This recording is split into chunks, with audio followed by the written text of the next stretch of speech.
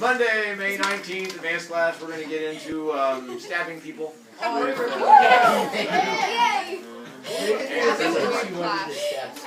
With what we have coming up this week to cover things, you have homework due tomorrow. And let's see, from that we'll get into, checkpoint wise. Two types of checkpoints. One, if you can finish the book, do it. Don't worry about checkpoints from here on out. I've released you, I've pulled off a little muscle, you can gallop your way towards the finish line. If you can make it to the end, do it. The Buttercup's Baby sequel, if you enjoyed the journey of Princess Bride, read Buttercup's Baby because it's even more of the good stuff. If you didn't like it and you're like, I hate that man so much, then don't read it, and that's fine. That's fine. There will be extra credit questions on the test, so if you read it, you'll have a chance for the extra credit, but that's up to you. If you don't read it, then that'll make that part tougher. Doyle. Can I proceed? I have no idea, it's not that time yet. So we've covered that to there.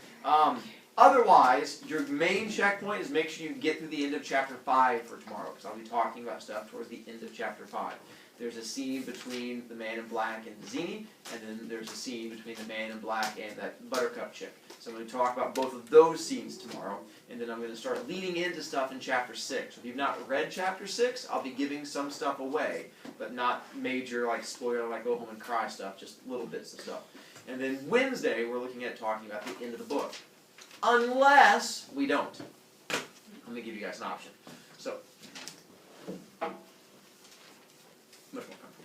Here's what I'm looking at offering to you guys, and this is independent of the other classes. You guys get to make this choice. I want to make sure you do well on the test on Thursday, because it's your last real big chance to affect your grade for me, and I want you to do well on it. I want to make sure you guys have enough time to get done. I don't know exactly how busy your lives are coming up right here. So I was going to offer to push the test to next week, and then I'd have to bump things around. I'd do one of my next week things this week instead. There's good news and bad news to it. One, the good news is it gives you more time to finish the book, because that would give you the entire weekend, and it's a 3-day weekend. So instead of taking the test on Thursday, you get to take it Tuesday of next week. The bad news is you have a test the last week. My goal was to not give you anything the last week and just go through and do happy things. We can run around and hug each other and be rainbows and butterflies. But we can switch and give you more time to get stuff done, but then you'd have the test next week and you'd have to worry about that instead. I'm happy either way, and you guys are independent of first period. If they choose to have the test this week and you don't want to have it, that's fine. If they choose next week, however you guys do it, I can switch things around, and that's fine with me. Here is how you go about voting. If you have stuff done, then we'll take the test this week. If you guys have fallen behind and have not done the reading, then we'll have to wait and take the test next week, because I cannot be irresponsible and force you guys to take the test this week if you're not prepared for it. So if you want to have the test this week, then come Wednesday, make sure that you have finished most of the book. If by Wednesday, when we're talking about the end of the book and you guys know what's going on, then we'll go ahead and take the test on Thursday. If not, and I'm talking about stuff and you guys give me blinky eyes, then I'll want to wait and push it back to the next week. So that's fine with me. So that way I make sure you guys do as well as possible on it. Stephanie? What if it's like even though, like half the class is then that would be a vote for having it next week. Because if it's half the class, that means we're going to do it next week. It would have to be a vast majority of good kids who are responsible. If we don't have a vast majority of good kids, then the slow kids win out. So we'll see. Fingers crossed, we'll see. So I put that into your hands, and we'll see what happens. Regardless, tomorrow we'll be talking about stuff. It's the Wednesday thing that I can move around and either do the discussing of the end of the book or bump of the day and try from there. I think it covers there. Regardless, Friday is going to be your English assessment. There's no way I can move that. And then Wednesday, Thursday of next week will be stories. I can't move that. And then Friday of next week, you guys don't really have class with me. This is the last day, and so you guys don't get to have class. We'll go down to the Heroes Party, and we'll have an end-of-the-year little celebration thing, and so we'll get to have that. So you guys get to have one less day with me. So, what covers that one? Now, back to the book. Do a quick review of the things that have happened. So I'm going to read the scene between Inigo and the Man in Black, and so I'm going to read that scene. But prior to Inigo, Man in Black, we left off with Wesley dead. Went off, and who kills Wesley? The pirate. Specifically, did they tell us the name of the pirate? Dread Pirate Roberts. Does he take prisoners? No, he always kills. And that's how they know that Wesley's dead. And of course, she does not take this very well. So what does she declare she will never do again? Love. And so she declares she will never love again. And then we find out about the Prince Humperdinck, and he has the Zoo of Death. Why does he have the Zoo of Death? It's a hunt. And then he's supposed to get married to Princess Norina. And what's wrong with Princess Norina? She's bald. She's bald like your English teacher, so we have to get rid of her. And actually have the two doors open up and the wind and hair. And so that's when he kicks her out. He's like, you may leave! And then kicks her out. And then he decides that he is going to marry someone. Who does he decide to marry? Buttercup. So he goes and sees Buttercup, and she goes, no. And he goes, I'm going to kill you. And she goes, okay. And he goes, really? You'd rather die than marry to me? She goes, well, here's the problem. I can't ever love anyone again. So they come to an agreement. And what is the agreement in their marriage? Never love each other. And he's like, love's for losers. And she's like, okay, I can do that then. And so they decide to go ahead and get married. Most romantic marriage ever. And so and then we get to chapter 4, which was completely cut out because it was boring. And what was chapter 4 supposed to be about? Right, so the most important thing is, like, it jumps forward like 3 years. She goes from like being 17 when Wesley dies to 18 when the Count comes to marry her to 20, well, to propose. And then 3 years later is when they're going to actually get married. So now she's like 18 plus 3, which is 21. Good math skills. So now she's 21 and more of a woman, and things are going well. And that's when she's out riding her horse one day, gallopy, gallopy, gallopy, when she gets surprised by 3 people, traveling circus people who show up out of nowhere. And who are the traveling circus people? Their names are Fezzik, Inigo, and Vizzini. They refer to them by 2 different names, which gets confusing. We have Vizzini is also sometimes called the Humpback. Ooh, I didn't talk about that. The Humpback or the Sicilian. All 3 names refer to the same person. You have Fezzik, sometimes called the Turk, or sometimes the Giant. And then you also have Inigo, also called the Spaniard, and also referred to as the Drunkard. And that's much more later on, we'll refer to him as the Drunkard. And so those are the same people. And they show up, and they have a plan for Princess Buttercup. And what's their plan for Buttercup? To kill her. And why are they going to kill her? To start a war. Now, we don't know why, but someone's hired them to kill her. And who is it they're supposed to frame? The people. The other people. No, across the island. Actually, The no. people that starts with a B. It's like a. Yeah. Good use of the screen, Petey. Gilders, so they're supposed to frame Gilders, make it look like they did it, so that's why they have to take her far away, and they're going to take her to the borderlands. They're going to plant like evidence, make it look like Gilder did all of it, and they're all excited. And they take off on their little boat. When they're on the boat, they try to find out that someone's following them, and she tries to escape. And she jumps into the water and is almost killed by shark. That's where we can tell who read the book and who watched the movie. You guys yell, shrieking eels! Because that's what it was in the movie. They're shrieking eels, which are hilarious. They're eels, and they shriek. But in the book, it's sharks. So first period, I had 4 kids yell out, shrieking eels! And everyone else went, shark. The kid went, I was like, gotcha. And so it was the sharks, and she gets rescued. And then they get to the cliffs of insanity, which are cliffs that are insane.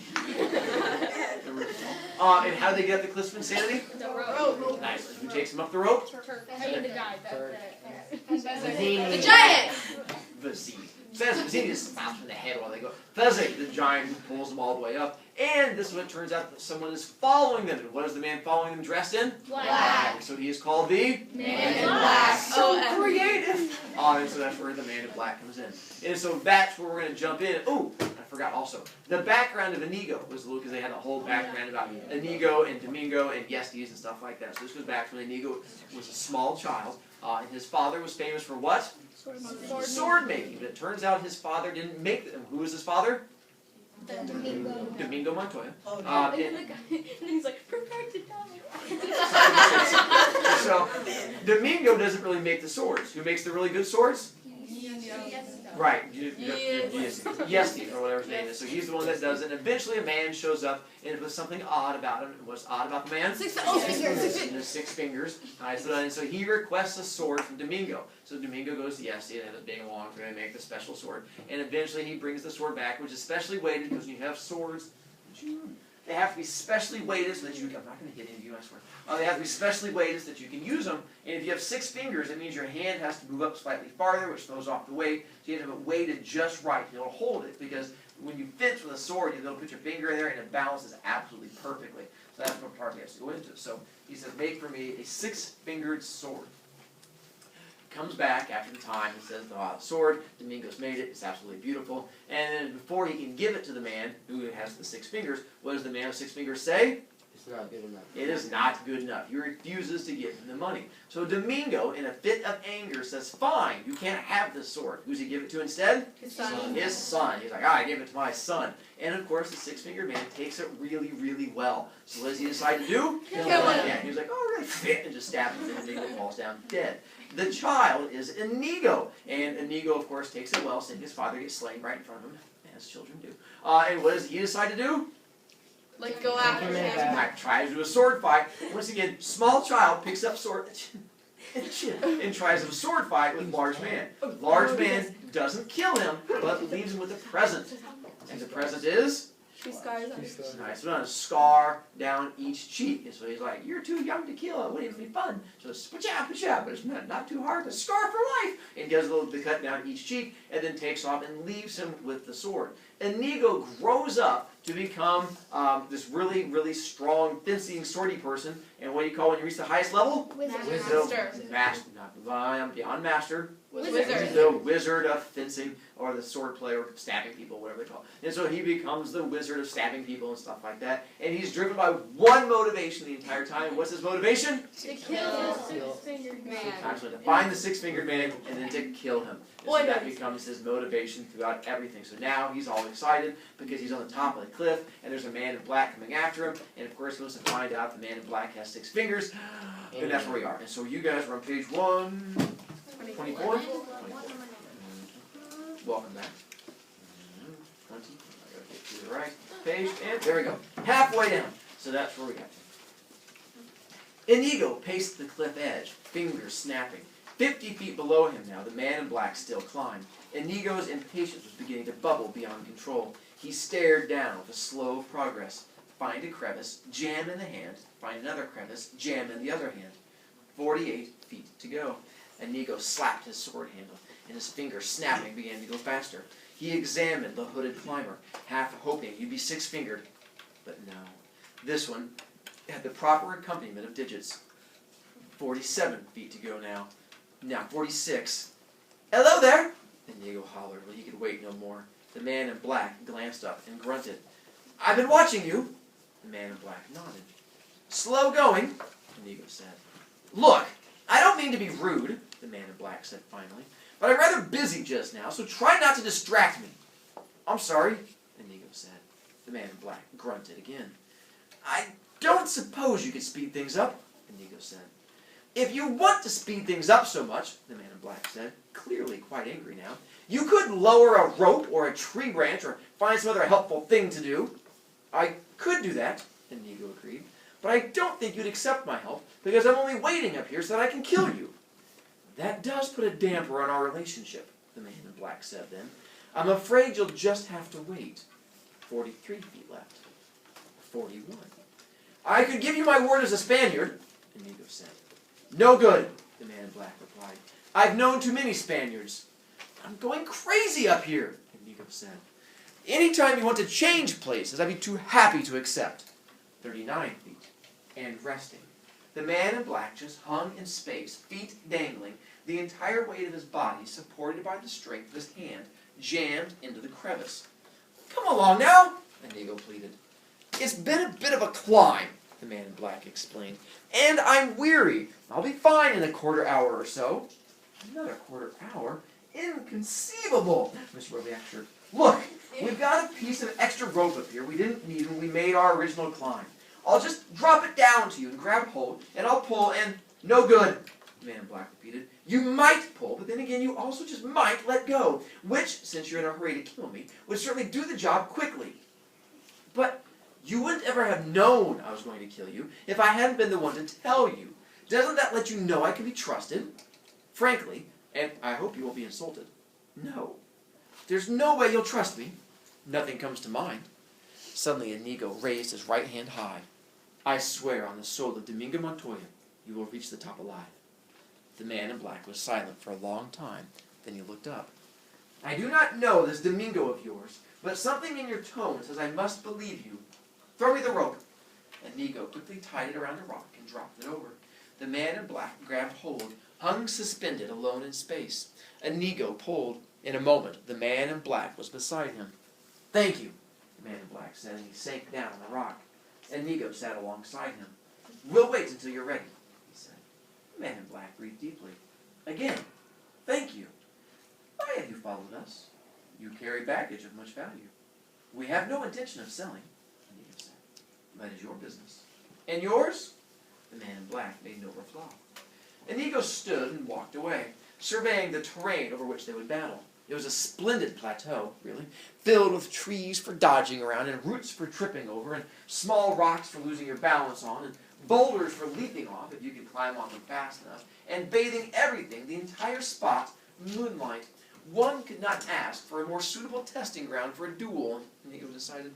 It had everything, including the marvelous cliffs at one end, beyond which was the wonderful 1,000-foot drop. Always something to bear in mind when one was planning tactics. It was perfect. The place was perfect, provided the man in black could fence. Really fence. Inigo did then what he always did before a duel. He took the great sword from its scabbard and touched the side of the blade to his face 2 times. Once along one scar, once along the other. Then he examined the man in black.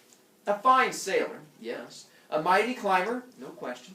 Courageous, without a doubt. But could he fence? Really fence? Please, Inigo thought. It has been so long since I've been tested. Let this man test me. Let him be a glorious swordsman. Let him be both quick and fast, smart and strong. Give him a matchless mind for tactics, a background the equal of mine. Please, please, it's been so long. Let him be a master. I have my breath back now, the man in black said from the rock. Thank you for allowing me my rest. We'd best get on with it then, Inigo replied. The man in black stood. You seem a decent fellow, Inigo said. I hate to kill you. You seem a decent fellow, answered the man in black. I hate to die. But one of us must, Inigo said. Begin. And so saying, he took the 6-fingered sword and put it into his left hand. He had begun all his duels left-handed lately. It was good practice for him, and although he was the only living wizard in the world with his regular hand, the right, still he was more than worthy with his left. Perhaps 30 men alive were his equal when he used his left, perhaps as many as 50, perhaps as few as 10. The man in black was also left-handed, and that warmed Inigo and made things fairer. His weakness against the other man's strength, all to the good. They touched swords, and the man in black immediately began the Agripa defense, which Inigo felt was sound, considering the rocky terrain, for the Agripa kept the feet stationary at first, and made the chances of slipping minimal. Naturally, he countered with the Capifero, which surprised the man in black, but he defended well, quickly shifting out Agripa, and taking the attack himself, using the principles of Thibault. Inigo had to smile. No one had taken the attack against him in so long, and it was thrilling. He let the man in black advance, let him build up courage, retreating gracefully between some trees, letting his Bonetti defense keep him safe from harm. Then his legs flicked, and he was behind the nearest tree, and the man in black had not expected it. It was slow reacting. Inigo flashed immediately out from the tree, attacking himself now, and the man in black retreated, stumbled, got his balance, and continued moving away. Inigo was impressed with the quickness of the balance return. Most men the size of the man in black would have gone down, or, at the least, fallen to one hand. The man in black did neither. He simply quick-stepped, wrenched his body erect, and continued fighting. They were moving parallel to the cliffs now, and the trees were behind them mostly. The man in black was slowly being forced toward a group of large boulders, for Inigo was anxious to see how well he moved when quarters were close, when you could not thrust or parry with total freedom. He continued to force, and then the boulders were surrounding them. Inigo suddenly threw his body against a nearby rock, rebounded off with stunning force, lunging with incredible speed. First blood was his. He had pinked the man in black, grazed him only along the left wrist. A scratch was all, but it was bleeding. Immediately the man in black hurried his retreat, getting his position away from the boulders, getting out into the open of the plateau. Inigo followed, not bothering to try to check the other man's flight. There would always be time for that later. Then the man in black launched his greatest assault. It came with no warning, and the speed and strength of it were terrifying. His blade flashed in the light again and again, and at first Inigo was only too delighted to retreat. He was not entirely familiar with the style of the attack. It was mostly McBone, but there were snatches of Capoferro thrown in, and he continued moving backward while he concentrated on the enemy, figuring the best way to stop the assault. The man in black kept advancing, and Inigo was aware that behind him now he was coming closer and closer to the edge of the cliffs, but that could not have concerned him less. The important thing was to outthink the enemy, find his weakness, let him have his moment of exultation. Suddenly, as the cliffs came ever nearer, Inigo realized the fault in the attack that was flashing at him. A simple Thibault maneuver would destroy it entirely. They didn't want to give it away so soon. Let the other man have the triumph a moment longer. Life allowed so few. The cliffs were very close behind him now. Inigo continued to retreat. The man in black continued advancing. Then Inigo countered with the Thibault, and the man in black blocked it. He blocked it. Inigo repeated the Thibault move, and again it didn't work. He switched to Capoferro. He tried Benetti. He went to Fabri. In desperation, he began to move used only twice by Saint. Nothing worked. The man in black kept attacking, and the cliffs were almost there. Inigo never panicked, never came close. But he decided some things very quickly, because there was no time for long consultations. And what he decided was that although the man in black was slow in reacting to movers behind trees, and not much good at all amidst boulders when movement was restricted, yet out in the open, where there was space, he was a terror. A left-handed, black-masked terror. "You are most excellent," he said. His rear foot was at the cliff edge. He could retreat no more. "Thank you," the man in black replied. "I have worked very hard to become so." "You are better than I am," Inigo admitted. "So it seems. But if that is true, then why are you smiling?" "Because," Inigo answered, "I know something you don't know." "And what is that?" asked the man in black. "I'm not left-handed," Inigo replied. And with those words, he all but threw the six-fingered sword into his right hand, and the tide of battle turned. The man in black retreated before the slashing of the great sword. He tried to sidestep, tried to parry, tried to somehow escape the doom that was now inevitable, but there was no way. He could block 50 thrusts. The 51st flicked through, and now his left arm was bleeding. He could thwart 30 riposts, but not the 31st, and now his shoulder bled. The wounds were not yet grave, but they kept on coming as they dodged across the stones. And then the man in black found himself amidst the trees, and that was bad for him. So all he had but fled before Inigo's onslaught, and then he was in the open again. But Inigo kept coming. Nothing could stop him. And then the man in black was back among the boulders, and that was even worse for him than the trees. And he shouted out in frustration and practically ran to where there was open space again. But there was no dealing with the wizard, and slowly, again, the deadly cliffs became a factor in the fight. Only now it was the man in black who was being forced to doom. He was brave, he was strong, and the cuts did not make him beg for mercy, and he showed no fear behind his black mask. "You are amazing," he cried, as Inigo increased the already blinding speed of the blade. "Thank you. It has not come without effort." The death moment was at hand now. Again and again, Inigo thrust forward, and again the man in black managed to ward off the attacks. But each time it was harder, and the strength in Inigo's wrist was endless, and he only thrust the more fiercely, and soon the man in black grew weak. "You cannot tell it," he said then, "because I wear a cape and mask, but I am smiling now." "Why?" "Because I am not left-handed either," said the man in black, and he too switched hands. And now the battle was finally joined, and Inigo began to retreat. "Who are you?" he screamed. "No one of import. Another lover of the blade." "I must know." Get used to disappointment.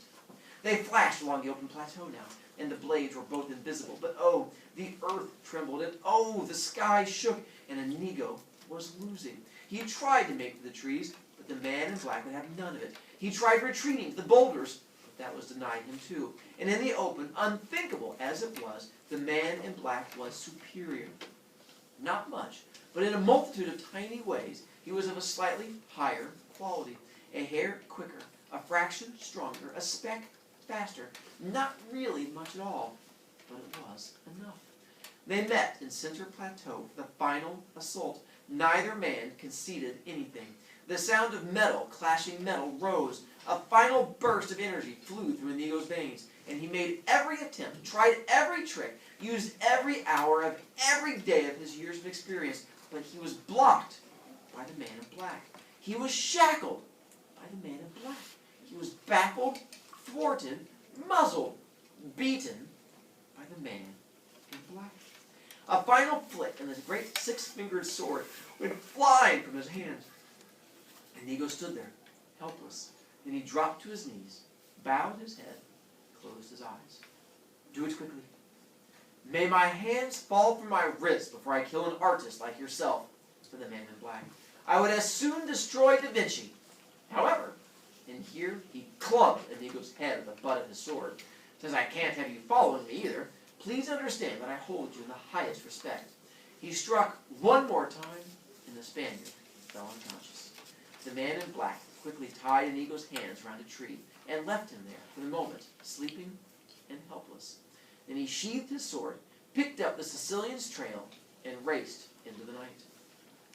He has beaten Inigo, the Turk said, not quite sure he wanted to believe it, but positive that the news was sad. He liked Inigo. Inigo was the only one who wouldn't laugh when Fezzik asked him to play rhymes. They were hurrying along a mountainous path on the way to the Gilder frontier.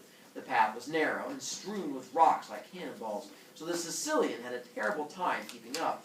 Fezzik carried Buttercup lightly on his shoulders. She was still tied hand and foot. I didn't hear you. Say it again, the Sicilian called out, so Fezzik waited for the hunchback to catch up to him. See? Fezzik pointed then.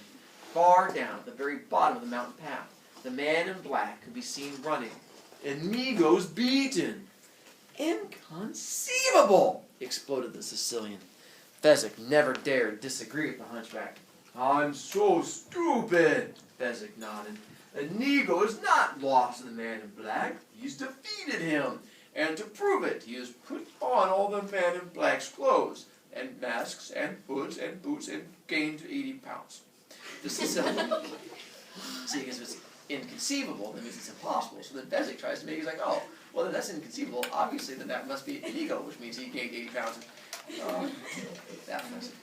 The Sicilian squinted down toward the running figure. Fool! He hurled at the Turk. After all these years, can't you tell Inigo when you see him? That isn't Inigo. I'll never learn, the Turk agreed. If there's ever a question about anything, you can always count on me to get it wrong. Inigo must have slipped or been tricked or otherwise unfairly beaten. That's the only conceivable explanation. Conceivable? Believable, the giant thought. Only he didn't dare say it out loud. Not to the Sicilian. He might have whispered it to Inigo late at night, but that was before Inigo was dead. He also might have whispered, heavable, thievable, weavable, but that was as far as he got before the Sicilian started talking again, and that always meant he had to pay very strict attention. Nothing angered the hunchback as quickly as catching Fezzik thinking. Since he barely imagined someone like Fezzik capable of thought, he never asked what was on his mind, because he couldn't have cared less. If he had found out Fezzik was making rhymes, he would have laughed and then found new ways to make Fezzik suffer. Untie her feet, the Sicilian commanded. Fezzik put the princess down and ripped the ropes apart that bound her legs. Then he rubbed her ankles so she could walk. The Sicilian grabbed her immediately and yanked her away. Catch up with us quickly, the Sicilian said. Instructions? Fezzik called out, almost panicked. He hated being left on his own like this. Finish him! Finish him! The Sicilian was getting peeved. Succeed, since Inigo failed us. But I can't fence. I don't know how to fence. Your way! The Sicilian could barely control himself. Oh, yeah, good. My way. Thank you, Vizzini, Fezzik said to the hunchback. Then, summoning all his courage, I need a hint? You're always saying how you understand force, how force belongs to you. Use it. I don't care how. Wait for him behind there. He pointed to a sharp bend in a mountain path. And crush his head like an eggshell. He pointed at cannonball-sized rocks. I could do that. Yeah, Fezzik nodded. He was marvelous at throwing heavy things. It just seems not very sportsmanlike, doesn't it? The Sicilian lost control. It was terrifying when he did it. With most people, they scream and holler and jump around. With Vizzini, it was different. He got very, very quiet, and his voice sounded like it came from a dead throat, and his eyes turned to fire. I tell you this, and I tell it once. Stop the man in black. Stop him for good and all. If you fail, there will be no excuses. I will find another giant. Please don't desert me, Fezzik said. Do as you were told. He grabbed hold of Buttercup again and hobbled up the mountain path and out of sight. Fezzik glanced down toward the figure racing up the path toward him. Oh, it's so close to the end. Your checkpoint. Finish chapter 5. If you can go past that, do so. But we're going to be talking about Man in Black and Zazzini, and then the reunion scene. So definitely make sure you get to those, and then from there, take off. I was walking. Sure, right there. I hear this walking thing you keep saying. My fish my legs.